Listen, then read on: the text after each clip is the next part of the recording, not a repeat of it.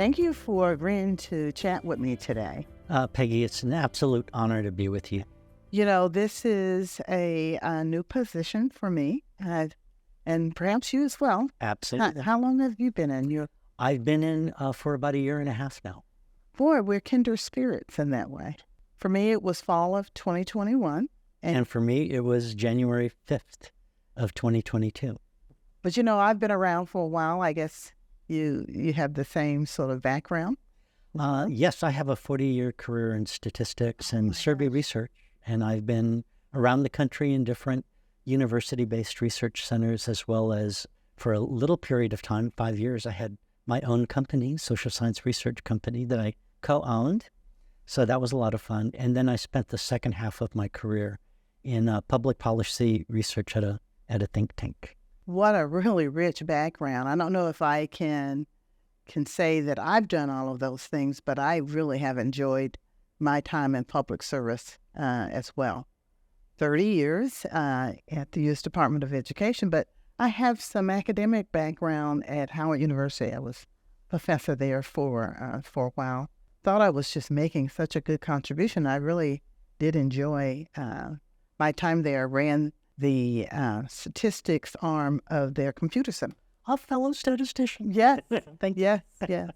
Do you remember the big old hard drives and the mainframe systems? Absolutely. And the cards. Yeah, card readers. I still have mine. Do you have yours? No, I don't. I still have mine. Coming to the U.S. Department of Education really has given me an opportunity to do what I really like best and to have a greater impact, I think, on my community, the larger community. I really have enjoyed it. Have you always been an education researcher?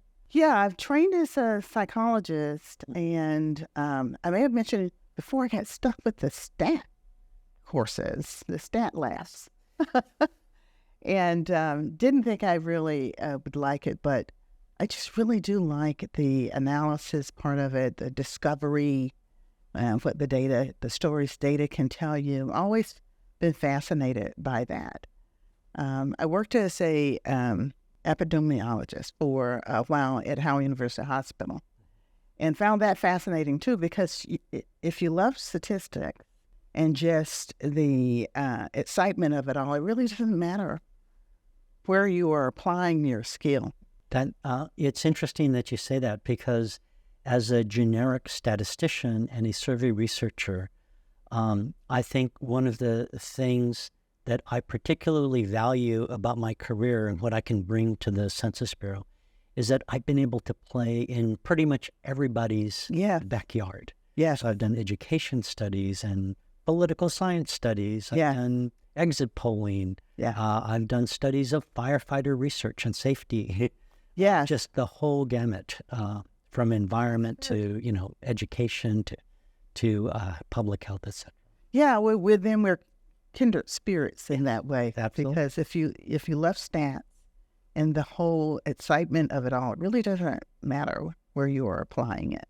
What I've found is that it allows me to, because it's a generic skill, it allows me to be the person in the room that can ask silly but really in-depth questions. Yes. Why are we really doing this? And what's really the research question? Absolutely. Because it doesn't matter what the field is. Those questions are the same. Yes. I particularly like design.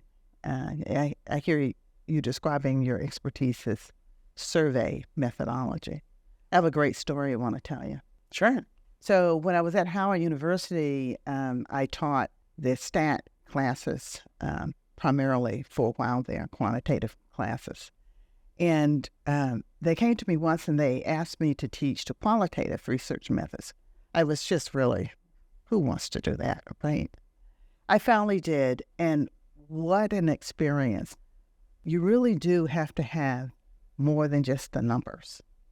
You really have to have the context, the qualitative, rich information that helps describe what the numbers actually mean. So it widened my scope and my vision about statistics. I was very narrow, I think, in my understanding of what I was good at and what I could do to contribute until then. So I like qualitative data as well. I highly value qualitative data because Right. I think it's all about gaining knowledge and insight, and there are many ways to do that. And there are some things you can do with qualitative data that you can't with quantitative, and vice versa. But I have a story for you too. Oh, good. So it's a story I like to tell. It's actually my first blog as a director. So I was on a study section for the Agency for Healthcare Quality Research. And there was this proposal that was an experimental design. It was for people with chronic conditions. And back then, this was before the Affordable Care Act. People didn't have insurance. And for those hospitals and clinics that didn't have insurance, they were taking a financial beating. And so a researcher came up with a proposal to take individuals who didn't have the resources, the financial resources or the insurance, to provide them with an alternative care that was less expensive, and actually had to do with transcendental meditation. And it was exceptional design. Everybody loved it. I was the sole Latino in a room full of decision makers. And it wasn't my proposal to review initially, but they asked for comments.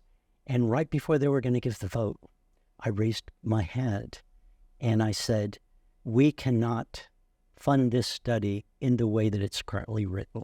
And they said, why? And I said, because if you do it, we're promoting a two-tier health system. Oh. If you have health insurance, step over to door number 1. You get the best care, the best docs. You don't have health insurance? Step over to door number 2 and we'll help you think through issues. And so I said, if this is a good therapy, it should be open to everybody. And it should be rewritten in that way rather than inadvertently creating a two-tier health system. And that's an example. Great, where you bring your culture and your whole self to the table in order to provide insights that maybe complement your technical training, but can then actually improve the science and improve the benefit to society. Well, that's more than a story. That's a lesson.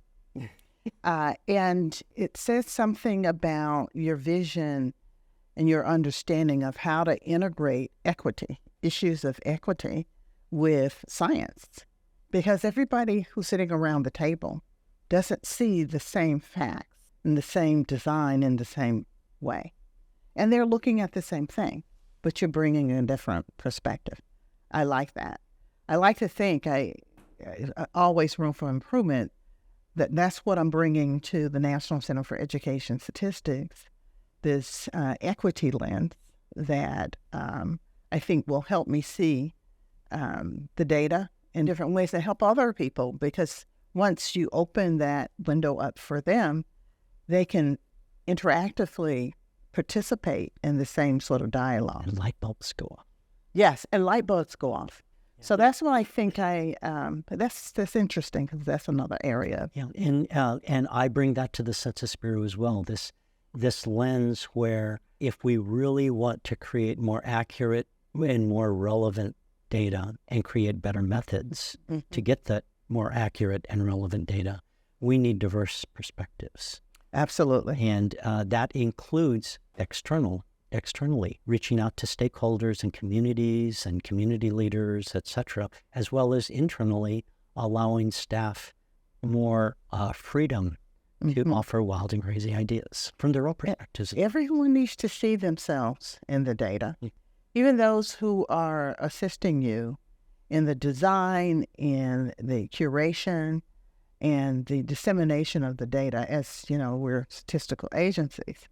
But it is important, I think, for people who are your colleagues, your peers, to see that they have contributed to the thinking and the quality of the data that you. So maybe that's our superpower that we bring to the statistical agencies. Yeah, it sounds like we have some similar superpowers. Yeah. Hopefully it will benefit our agencies for sure. It's not something that's going to happen overnight, of course. Federal agencies, not just federal statistical agencies, have a culture that's been grown and reinforced over the years. And so it takes time and deliberate effort to try to essentially change the culture of the organization to think differently about Yes. You're familiar with the Canadian model, Stats Canada. Oh, yeah, certainly. Yeah. What do you think of the approach? You know, when I'm on these international panels and boards, and the Canadians are always there. They're really great partners and peers for the United States. They have a different perspective because their federal statistical system is more centralized than ours. Ours, I guess, is consistent with how we think about states and local government. You know, they are responsible for jurisdictions. So centralizing or having a centralized approach to federal statistical systems has to be uniquely done here in the United States in comparison to what Canada is doing. That's certainly the case. There are two different models, naturally. Ours was grown organically from our country as we evolved. Yeah. And here we are. We have 13 or so federal statistical agencies. We do some coordinating work together, while Stats Canada, basically from the get-go, as best as to my knowledge, started with a centralized approach. Well, I guess what I'll say to that is it might surprise you. To me, organization, how you organize that type of infrastructure isn't as important as the process and the communication within. Mm-hmm. So organization can only take you so far, but if you don't have the right processes and the right mentality to work together in conjunction and have partnerships like we have partnerships, that a centralized model won't work. And the same is true of a decentralized model like we have. Our strength not only comes from our individual portfolios and missions, but also our strength needs to come from helping each other and working together. I'm so glad you're saying that because, you know, we are one of 13 and we just don't have the same strengths. None of us, the 13, don't. And we don't have the same weaknesses. But there's power in numbers, there's strength in numbers. And I like the way that you have conceptualized it. And I tell you something that you probably already know. NCES, the National Center for Education Statistics, is the second oldest of the 13. Congratulations. 1867. Very good. And it was a very interesting year, 1867, for the country. A lot of things were happening. Congress was trying to understand how do they bring the country together and repair from the Civil War. They were concerned about the education of the country and of the jurisdictions. They just really didn't have a good sense of what was going on. So the National Center for Education Statistics, in its earliest form, was asked to report to Congress on the condition of education. So we go back a ways. It's some proud history that I like to sort of think about as I think about our mission. Really hasn't changed very much, although the context has. We are the second oldest behind IRS. Money is always important, right? But we're the third largest. So you're the largest. BLS is in between.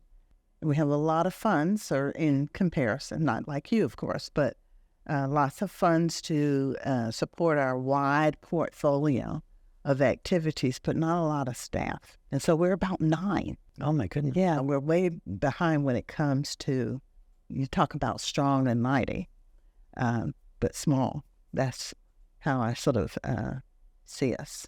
Lean and mean, huh? Lean and mean. So I think we can learn a lot from each other. I see that too. There are 13 federal statistical agencies. We happen to be the largest.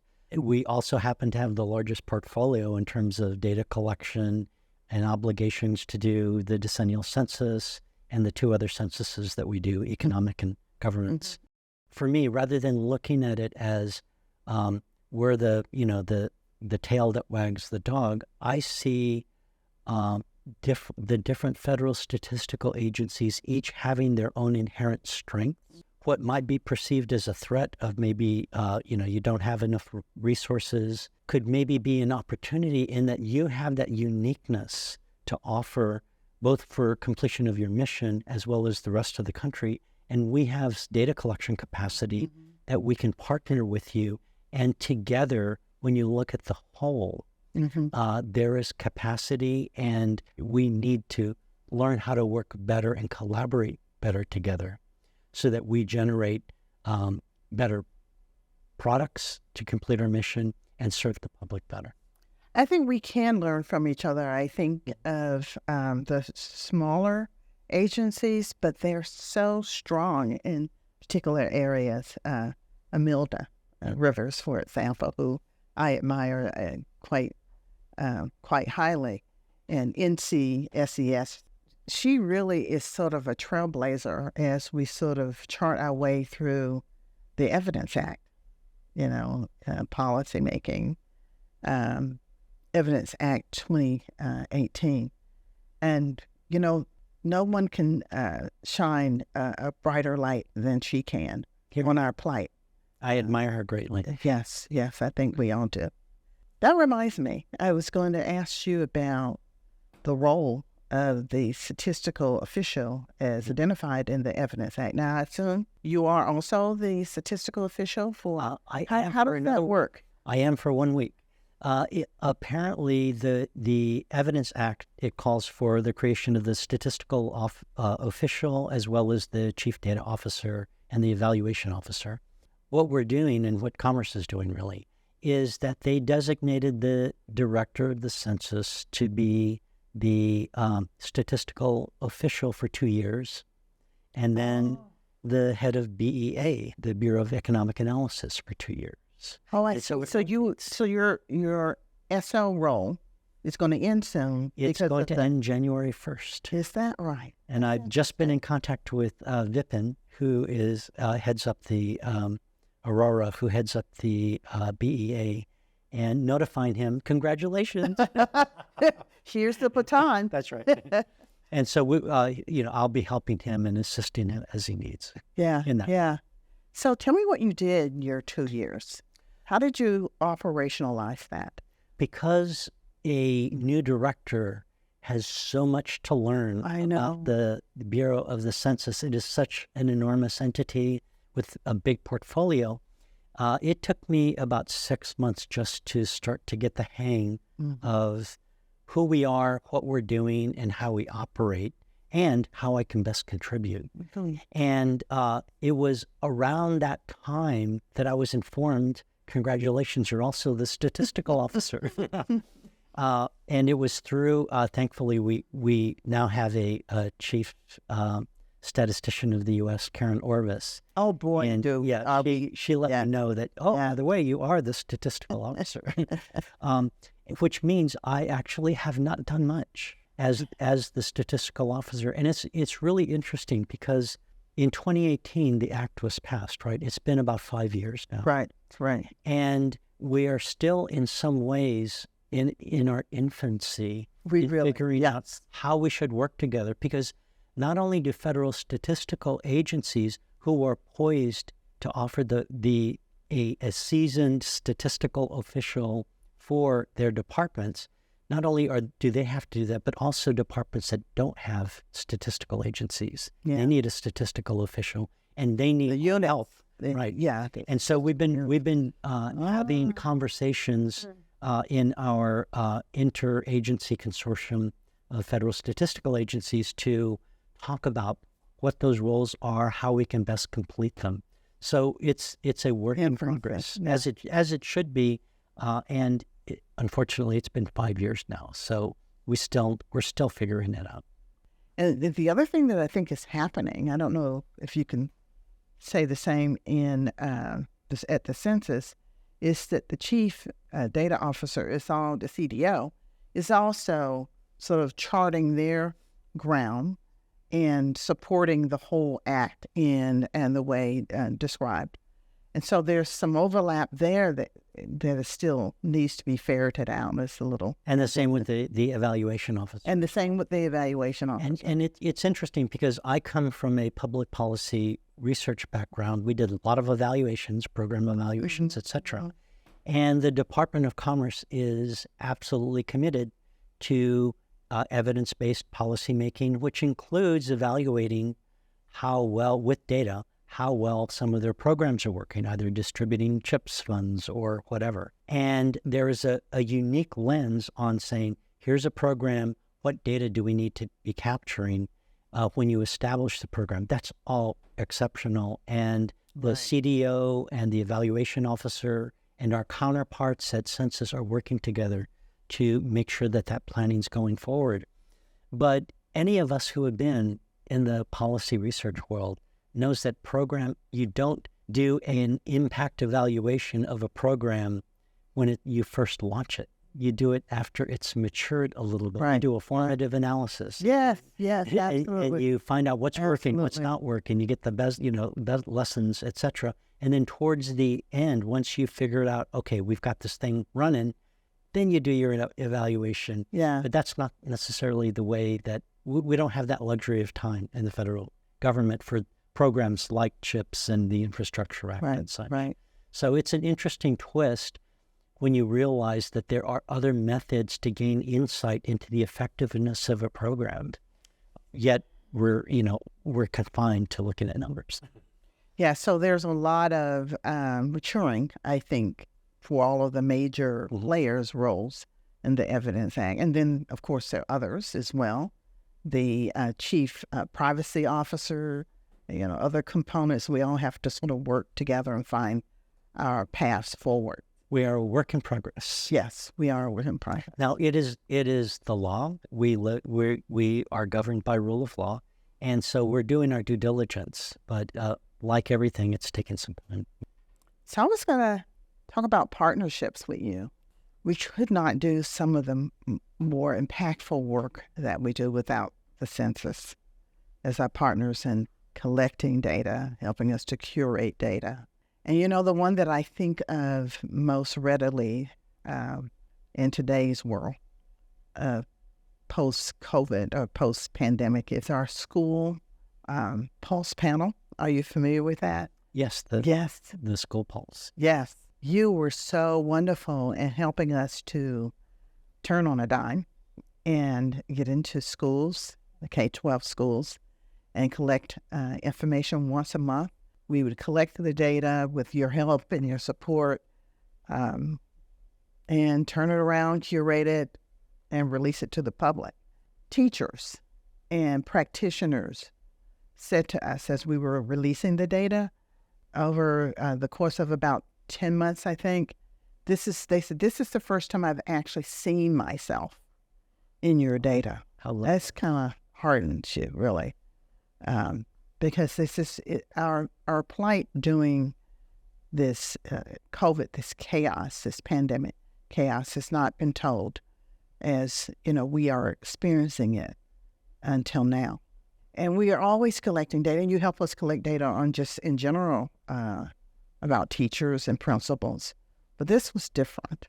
It's actually a partnership that has taken us in a new and insightful direction. Because historically, prior to COVID, we had generated products where we go out and we do a survey and we collect the data. Data collection ends, and then the post-processing begins, and it takes a period of time. I know. And then the data are released. But when you need to know what's going on real time, then you need a different product. The realization that we collectively came to with all federal statistical agencies is that we needed to do something right now, and it needed to be good enough that people could take the information, understand what's going on, and look for trends in the future. So it's interesting. These studies are not necessarily the same gold standard quality that an American Community Survey, but they don't have to be, because timeliness is critical element of data quality. Well, it's one of our responsibilities, is it not? Absolutely. And to balance that. Yeah, it's a balance. And I like I'm glad to hear you say that. I liken it to music. Some people like the beat, and some people like the lyrics, and some people like the melody. Right. And depending on your particular mood, you need to hear a certain type of music to help you, and that's a different mix of those elements. We happen to fall upon, with COVID, the need for contemporaneous data. And so we elevated timeliness. Yes. At the risk of maybe not having great margins of error, or maybe a little bit of bias in it. Well, it's interesting that you say that. When we released the data to the public, the media, I had to put in the statements that it was experimental, just as you did for your household pulse, right? But it was so important, and it was so timely. As long as we did our due diligence in describing to the stakeholders how to interpret these data, they were comfortable with it. Mm-hmm. And I felt okay. And I think this time around, when we do it again this school year, perhaps we can improve some of those methodologies and still feel good about releasing these data in real time. But it's so important to balance the relevance, the timeliness with accuracy. As long as you're not misrepresenting. Absolutely. That is what is important. It's interesting. I always say for many census data products that the data we put out is, they are official statistics, and you can take them to the bank. However, the data become more valuable when you understand their strengths and their limitations. Yes. And so, provided that we caution folks about the interpretation and taking stuff to the bank type of thing, the School Pulse Survey provides exceptional information for contemporaneous society. And it wasn't just the teachers and the practitioners that thought so. Mm-hmm. It was the Congress as well. Oh, okay. Right? Because they could see the value in it from their perspective. And so they gave us additional funds coming up school year to do it again, absolutely, because we may be in a declared phase of no more pandemic, but we are still experiencing the wrath of it all. I mentioned earlier that we released something called the long-term trend assessment. It was really hard, I think, on practitioners, teachers and principals and those with boots on the ground to hear those results, because they basically said, we're not there yet. Tighten your belt. We got a long road ahead of us. The students are still suffering. And what I thought was interesting is that I was able to tell them facts about where students are, which was really disheartening. But I was able to tell them some context because of the School Pulse. The School Pulse survey, the one that we're in partnership with, told us a little bit more about what was happening in real time in those schools. Mental health of the students, and not just the students. The teachers are suffering too, right? Their social emotional impact of all of this is being felt by all. None of us are escaping this. And then there are other issues. We have to think about the whole child. Crime and safety. That's another area. Bullying is up, cyberbullying. So it's sort of the whole child focus that we should have. But I would not have known that had it not been for the School Pulse. What I'm describing to you, we were able to pick up month after month and refine it because of the way that the instrument was set up. We were able to sort of, modify in real time. But that's the kind of partnership where you're helping us with the need that we have. And then we're helping our shared public with some challenges. We're both realizing our mission. It's very important research, and I'm so happy you were able to provide these insights to the American public. We need to hear those stories of what's going on, and we need that perspective of the whole child and the whole family and the whole community. But you're making that happen in partnership with the Census Bureau. We're happy to help in any way we can. We believe that's part of our mission because it is. And so, And you're doing it well. and we look forward to continuing it.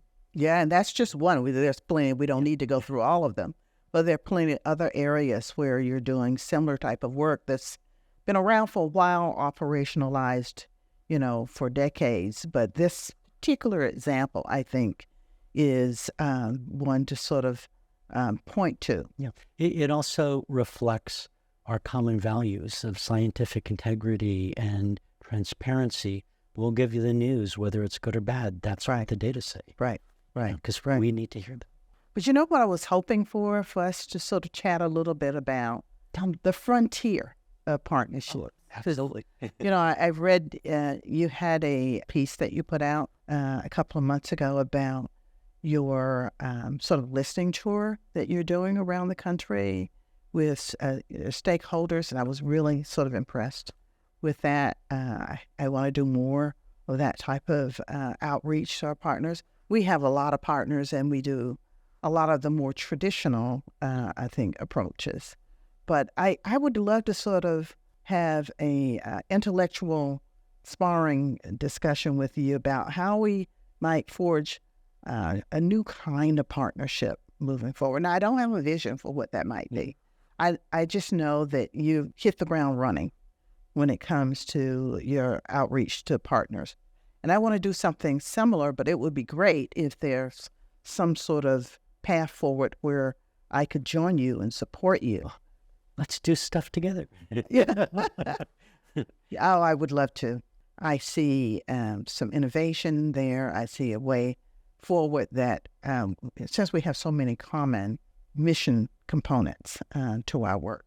Let's think about that, and I would very much love to think about that in the context of how we can advance that type of work and that type of partnership through the equity lens. Yes. Say that? Yes, absolutely. Because we both share that vision, yes, and we understand the value that it brings to our respective federal statistical agencies. Yes. And it seems that we can really capitalize on that. Yeah, and I'm real concerned about stakeholders in my community that really don't have the full understanding of what's available to them. The HBCUs, historically Black colleges and universities, the minority serving institutions, the MSIs as well. They're kind of not always in the network and don't know what agencies like ours, at least I should speak for myself, can do for them and how to support them. Maybe there's some common ground there. I do think there are common grounds, and there are ways to take advantage of the travel that we naturally do anyway. Right. So anytime I go out I've been invited for a keynote for, an association's annual conference or for some other event like that. I immediately contact the local HBCUs, talk to the students. Let's see if we can get folks together. I had an instance for the University of Alabama. At the time that I was nominated, they had been asking me to come visit them through my previous roles. And then they continued that into my directorship. And I said, I'll come. They're a big R1 type of university. I said, I'll come, but only if you connect with Stillman College and the local community college, and let's have a joint activity together. What a wonderful idea. Let's do that type of stuff. Bring me along sometime. Yeah. It's interesting that you say that. I'm off to New Orleans. I'm going down. I'm coming back in a few days, but Xavier's there. Actually, my son went to New Orleans University. And there's another one that Southern University. Southern University. If I had thought about it, in the way that you're describing it, I could get more bang for my buck. Absolutely. Yeah. Marginal increase. That's real impactful. But I think there are other areas of partnership that, again, I don't know how to operationalize that I would like to sort of forge. There is actually a huge area that we haven't talked about yet, and that is to leverage what the Census Bureau is doing through its transformation and modernization initiative. Part of that is creating a large data lake that ingests all different information from administrative records and from our national frames of all the addresses and all the schools and all the jobs and all the companies, and then creates products from that that can address questions, research questions that could never before be asked because you're linking everything together. I can envision things like Common Core data being supplemented with additional information Absolutely. from ACS or from some of our economic studies or annual business surveys, Absolutely. et cetera, to create new products that can provide more insight into, say, local school districts and their potential for developing a better and stronger workforce that can take advantage of maybe a new factory coming in or other areas. So I just think... And there's the vision for the Evidence Act, is it not? Yes, it is. Yeah. And we're looking at a similar approach, not just for NCES, but for IES, the sort of parent organization, Institute for Education Sciences, where we're going to develop a data lake. There's some challenges there because, we're still a statistical agency, so we have confidentiality pledges.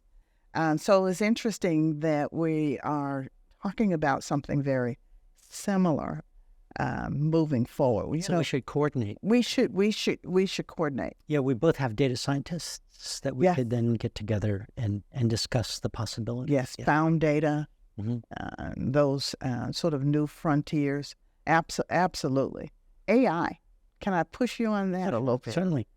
I saw President Obama on TV just last night. Someone asked him about the ethics of AI and what did he think about it. And I thought to myself, well, I'm going to talk to Ron tomorrow. Maybe I asked him about artificial intelligence and your vision for how that might be helping to temper our path forward. What President Obama said is that, we're moving fast and furious here. We just need to be a little cautious that we do this with care and to make sure that we don't undo some things unintentionally. Yeah, that sounds like excellent advice to me. We are actually getting into areas of artificial intelligence, but doing it what I believe is very smartly by going to areas where clearly there can be some benefits. So we do it to reduce respondent burden. So, oh, really? Yeah, for example, in our some of our economic surveys, in our economic census, we have like industry. What industry is your business in? There are thousands upon thousands of industries. So rather than having somebody look through all those codes, they begin typing, and then an artificial intelligence application can take as each letter is being typed, and then use that to create a small subset of the most likely industries, thereby, rather than them typing stuff out, text, and submitting it, and then we have to go and look at it and code it, immediately a small list comes out that they can choose from. And that's better data, and it's less respondent burden. The other area that we're doing is we're preparing our databases so that artificial intelligence can appropriately tap those data.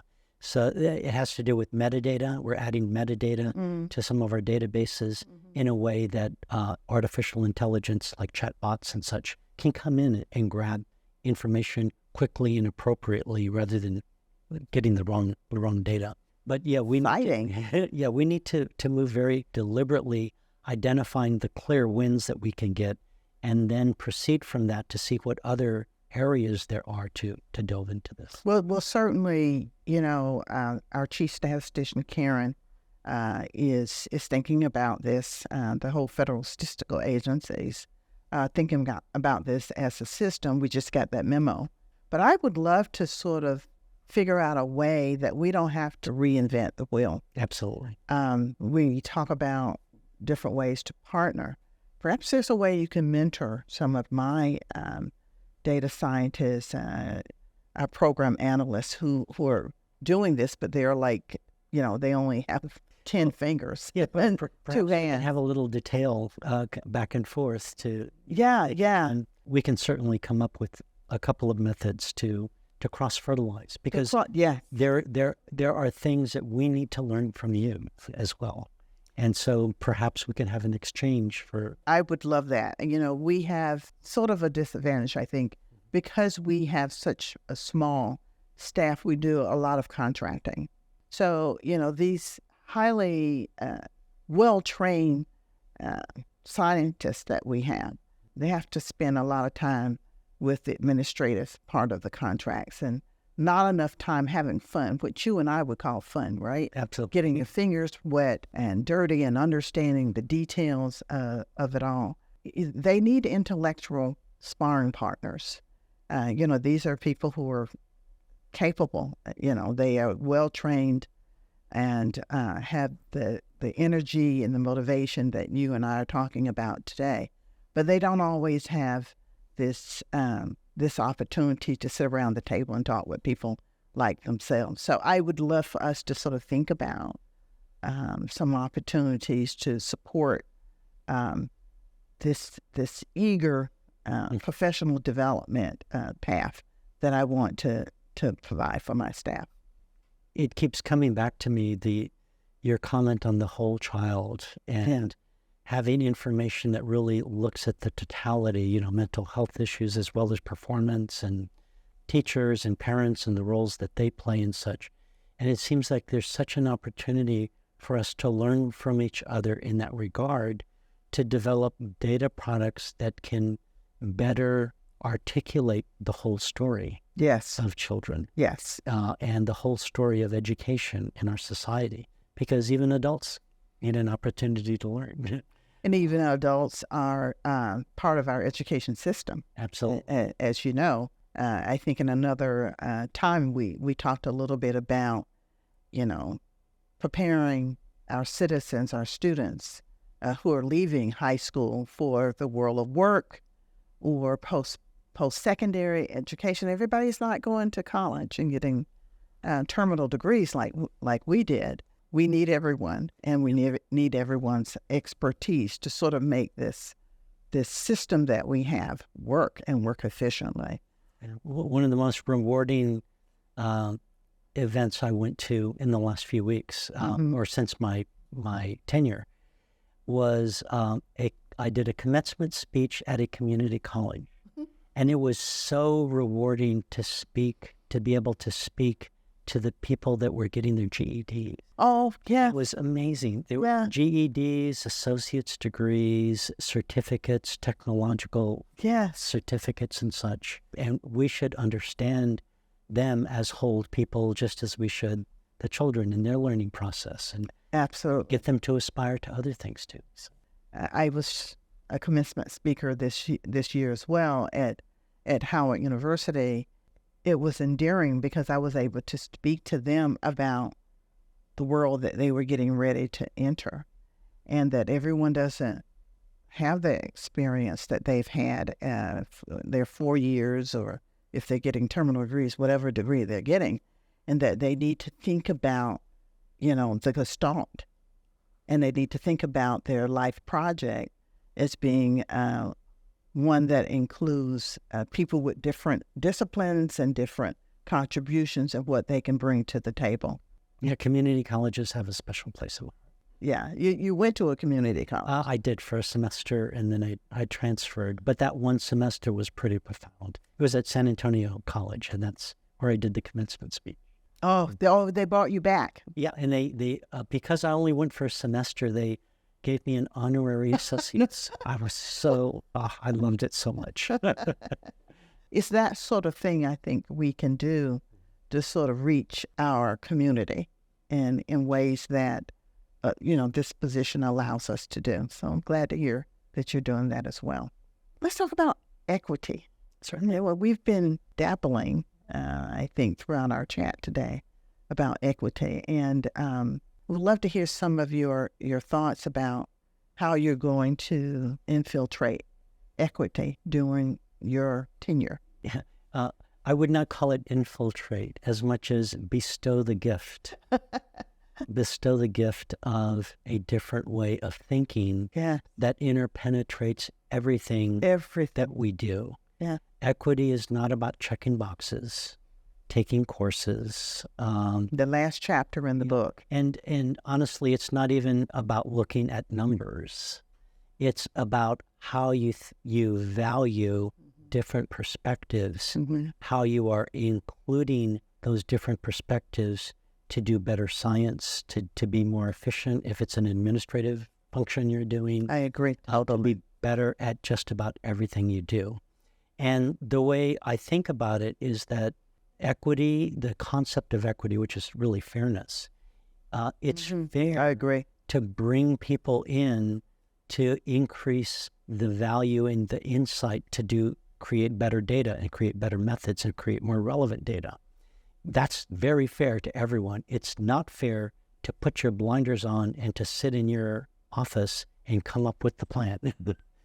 You have to reach out and understand the different perspectives in order to know that you're doing the best possible. I could not agree more. You're able to serve the public the best. So that's the approach that I'm bringing. I'm encouraging and trying to inspire folks to behave differently in everything that they do by embracing the principles of diversity, equity, and inclusion. But I'm even staying away from those words and saying, look, everyone deserves an opportunity. Everyone deserves to be treated with respect. Everybody deserves to have a say in the vision of what you're trying to do as an organization and a part of the mission. So it's just about that inclusion and getting people comfortable offering that, because every individual, because they have their own culture, their own values, their own life experiences, they bring a perspective. A unique perspective that only they have. Absolutely. And we deserve to hear that. And we're not doing our jobs unless they do. I could not agree more. So we're looking at our standards that have been around for a while. I mean, I think they're pretty good, our technical standards. But we had a section on equity and inclusion, a section. No.